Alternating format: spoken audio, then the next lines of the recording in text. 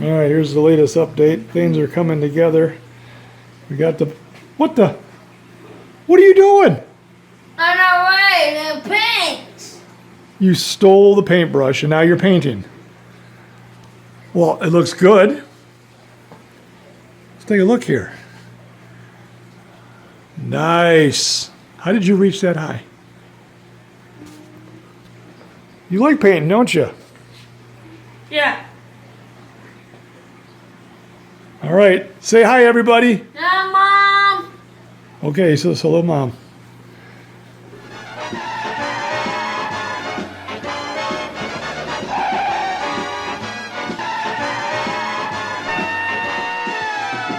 Police Squad in color.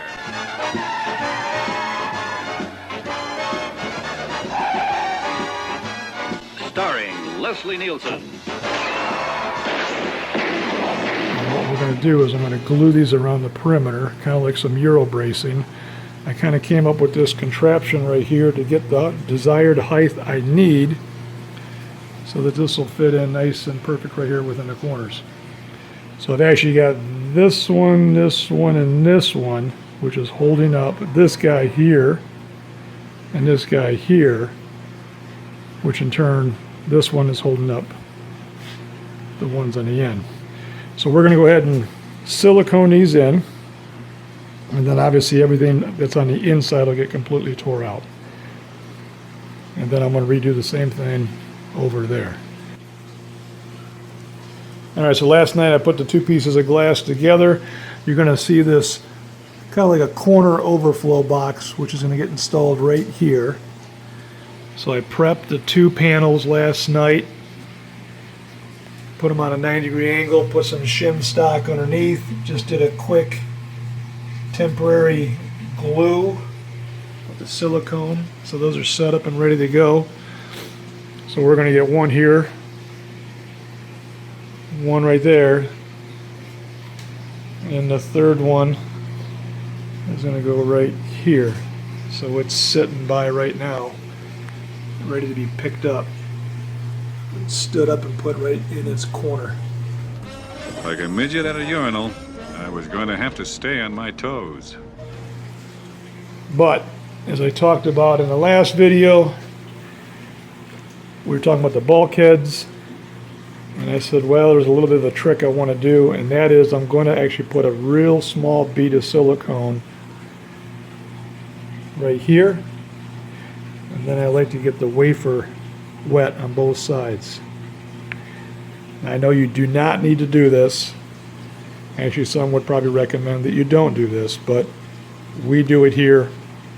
It just gives us one extra line of insurance for that water not to be able to break through. So we've got 9 of these we have to install, and let me just go ahead and show you real quick how I do the one, and then we'll go ahead and put these 9 in. It's not that big of a thing. It's just a matter of putting a bead right around the inner perimeter.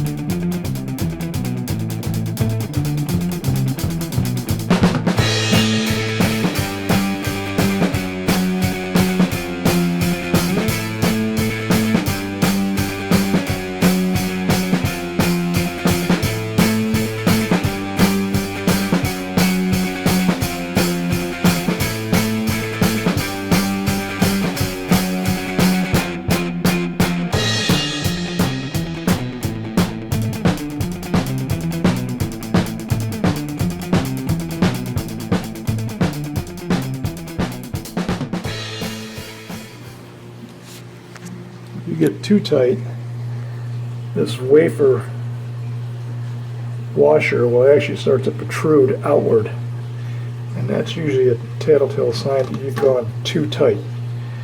But in this case, we're right on the money. That's it. Good. About an hour ago, I got this all set up. The overflow boxes are in. I've got the first round of silicone applied.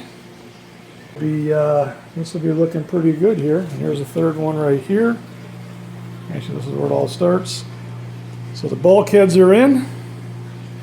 And then tomorrow night we'll put the second coat of silicone on. We're going to lock these things in nice and tight.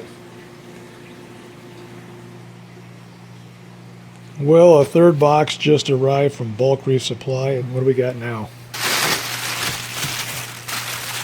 This box just showed up a few minutes ago. Here is the third 2-inch union, which you're going to see here in a little bit how that's going to fit between the two glass tanks. What do we got here?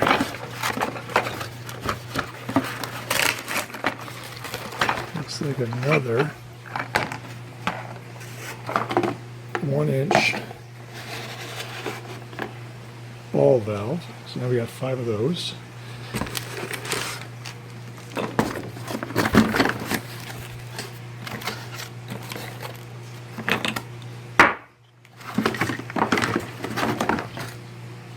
Alright.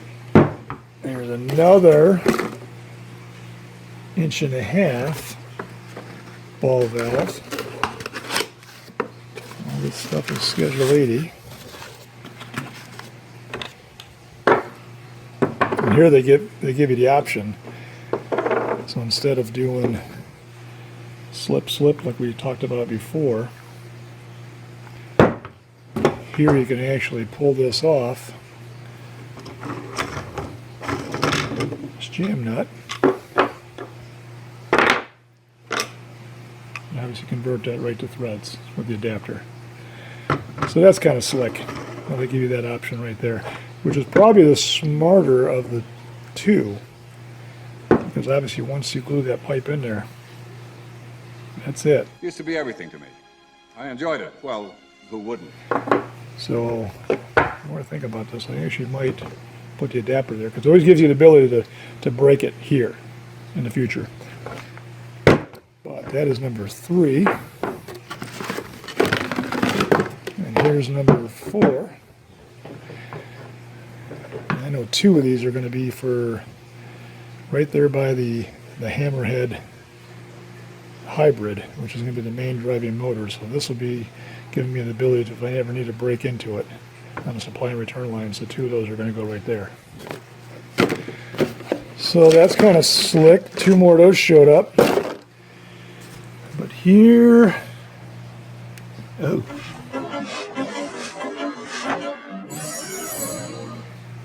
Well, that ain't good. I got a broken 2-inch Spears gate valve. Holy crap. Okay, I've never seen that before. There's the other one. Yikes. Looks like I'm going to be calling Bulk Reef Supply here in a few moments. Wow. I've never seen that before. That's kind of spooky. These things are $70 a piece. I need both of these on the return lines. I had to make up a quick table here because I've got stuff all over the place. So I just set this up the other night. It's nothing major. It's just parts and pieces are getting everywhere. So I had to start putting everything together in the same spot. All right, so there it is. The weapons are getting a little bit more and more to build out this 1,000-gallon aquarium. But I got to call Bulk Reef Supply right now. All right, guys, welcome back. Everything is glued up and we're looking good. Glass is cut. Bulkheads are in. And there, now you can kind of see it for the first time how the water enters on the right-hand side, fills this whole center chamber up to 12 inches, and then dumps right into that overflow box. It too will rise up, and once it hits the 6 o'clock position of those 3 pipes, it'll take off to its other tank. But that's kind of cool. I actually had to put a little piece of glass right there. I noticed something on the outer edge of the tank that got me a little nervous, so we put that in there. But everything's sealed up, looks good. All right, so moving back over here to the supply and return lines, I actually had to drill 2 holes right through the deck But fortunately, or unfortunately, one of the things that kind of caught us was that 2x4 that was on the back wall of the catwalk. So if I take you underneath here, I've got a 2x4 that attached right to the plywood, which was right below the tank. And I ran this thing all the way through on the ground when you saw it earlier when we built the catwalk. But one of the things that we did not catch or account for was just how close those two supply lines were coming from that coast to coast. So I had to get fancy with the hole saw and put that backside radius right into the boards. I am serious. And don't call me Shirley. Just like that. So we got lucky. Just kind of took my time and walked that hole saw right down. So we sanded everything. Now go ahead and paint that black, and you will not even notice it when it's all done and said. So now, we just also installed the two Schedule 80 2-inch bulkheads on the bottom of that box. These are just sitting here temporary. Also picked up a can of blue. Going to finish out doing the pipe system. And then the other thing is we picked up a whole bunch of 45s. We're going to try to make for a nice gradual flow, not only for the supply lines, but also return lines. So where possible I can do it, I'm going to put the 45s in it so it's a nice radius. And obviously it does not constrict the flow of the water. But in some areas I'm going to be forced to put the 90s because there won't be the real estate to do the double 45s. And I did finally come up with what I'm doing over here. There's two more pieces of glass that are going to be installed. One here, one there. And I did call the guys out in Pennsylvania, Acrylic Creations. And they are going to make for me a 30 by 30 probably 1 inch thick acrylic that's going to have the recessed holes in it. And that is what is going to hold the 9 filter socks, kind of like you see right here, which we did for this up and coming system.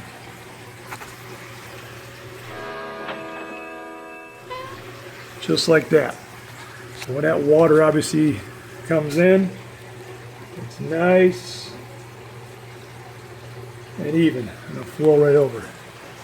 And you're going to see how this whole thing will come together in a couple months. This is the 8 sock filtration system for the saltwater system for the 900 gallon tank upstairs in the main level.